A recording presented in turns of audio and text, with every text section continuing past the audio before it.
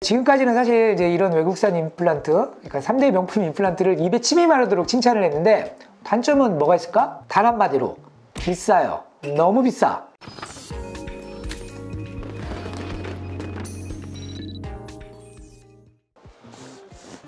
안녕하세요. 최인희 치과의 대표원장 최기수 원장입니다. 여러분, 세계 3대 명품 임플란트에 대해서 들어보신 적 있습니까? 치과사들은 세계적으로 가장 유명한 그 명품에 해당되는 임플란트가 3개가 있어 라고 임의대로 선정한 게 있습니다. 그게 첫 번째는 브레네막 임플란트, 두 번째는 스트라우만 임플란트, 세 번째는 아스트라 임플란트라고 해요. 지금부터 제가 3대 명품 임플란트에 대해서 한번 설명을 드려보겠습니다.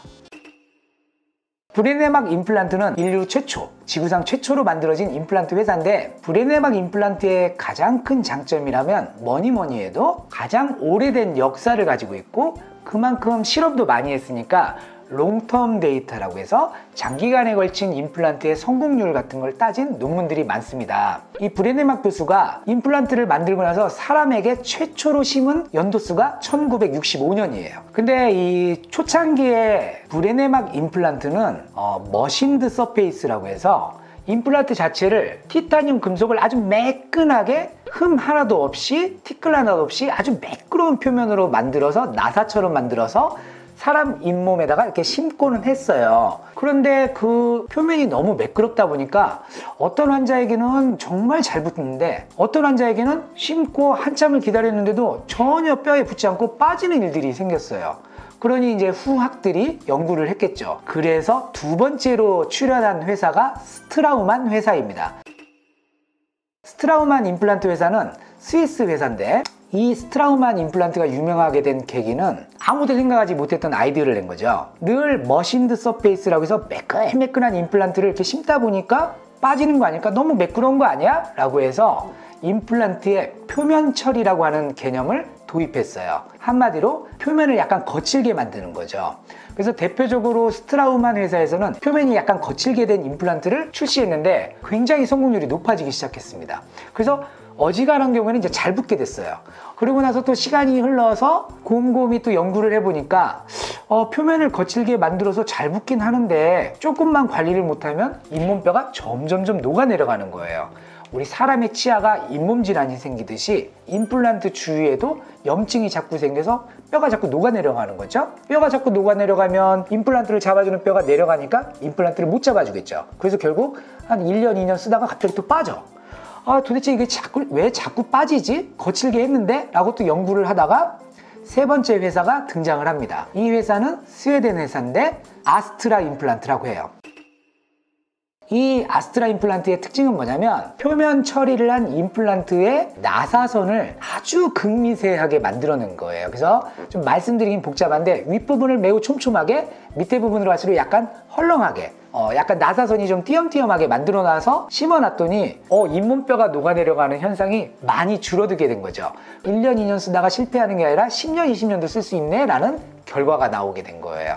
그래서 요즘 대부분 현대 임플란트는 외국산 제품이건 국내 제품이건 아스트라 제품의 그 디자인을 흉내를 내서 윗부분은 약간 촘촘하게, 밑으로 내려갈수록 나사선의 그 간격을 약간 띄엄띄엄하게 만드는 형태의 디자인이 거의 전 세계를 지배하고 있습니다. 사실 요즘 브레네막 임플란트나 스트라우만 임플란트, 아스트라 임플란트들이 끊임없이 계속 개량하고 발전하고 여러 가지 디자인의 상품들이 나오고 있습니다. 이제는 너무나 다양한 그 타입들이 나오고 있기 때문에 앞서 말씀드린 이런 3대 명품의 임플란트가 구별되지 않을 정도로 비슷비슷합니다.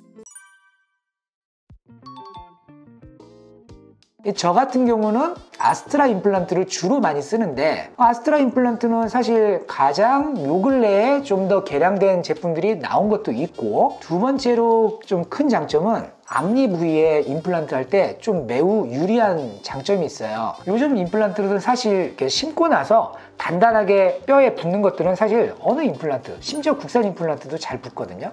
근데 이제 앞니 임플란트 같은 경우는 어금니 임플란트하고 달리 잘 붙는 것도 중요하지만 매우 예쁘게, 매우 자연스럽게 마치 내 치아처럼 형성이 되는 게 사실 중요하죠. 임플란트 딱 심어놨는데 상대방이 딱 보고 임플란트네 이렇게 표시가 될 정도로 자연스럽지 못하다면 좀 약간 낭패가 되지 않겠습니까? 당장 환자분들한테 멱살 잡히죠. 근데 이제 그 아스트라 임플란트는 어떤 그 미세한 나사선이 잇몸이 좀 임플란트 주변에 이렇게 잘 붙는 경향이 있다고 저는 생각해요. 그래서 앞니에 잇몸의 어떤 자연스러운 그런 미적인 감각을 구현하기에는 훨씬 더 아스트라가 유리하지 않을까, 뭐 이런 의료적 관점을 갖고 있습니다. 그래서 저는 좀 아스트라 임플란트를 주로 많이 쓰고 있는 편입니다. 이제 지금까지는 사실 이제 이런 외국산 임플란트, 그러니까 3대 명품 임플란트를 입에 침이 마르도록 칭찬을 했는데 단점은 뭐가 있을까? 단 한마디로 비싸요. 너무 비싸. 예전에 제가 임플란트 심은 지가 2000년 초, 뭐 2001년? 아마 뭐 이때쯤부터 심었을 텐데, 그 당시는 사실 국산 임플란트 신뢰도가 좀 낮아서 외국산 임플란트를 많이 심었거든요. 그때 당시 금액이 기본적으로 개당 300만원. 좀 유명한 뭐 교수님들이 심으면 뭐 500만원. 뭐 그런 아주 부자들만 심을 수 있는 그런 시대가 있었습니다. 근데 지금은 가격이 많이 내려가긴 했지만, 그래도 뭐 국산 임플란트에 비하면 사실 비용이 상당히 높다. 이게 아직까지는 좀 극복할 수 없는 단점이고, 비싼 것만 빼놓고는 사실 모든 게 사실 뭐 장점이 많은 그런 제품들이라고 할 수가 있겠습니다. 자, 오늘은 임플란트 3대 명품에 대해서 한번 말씀을 나눠봤고요. 임플란트를 선택하는 기준은 환자분을 담당하고 있는 치과 의사 선생님과 충분한 상의 후에 내 잇몸에 어떤 디자인, 어떤 회사의 제품이 가장 맞을까를 충분히 협의 후에 그 다음에 결정하시는 것이 가장 현명한 선택이 되겠습니다. 오늘 유튜브 구독해 주셔서 감사합니다.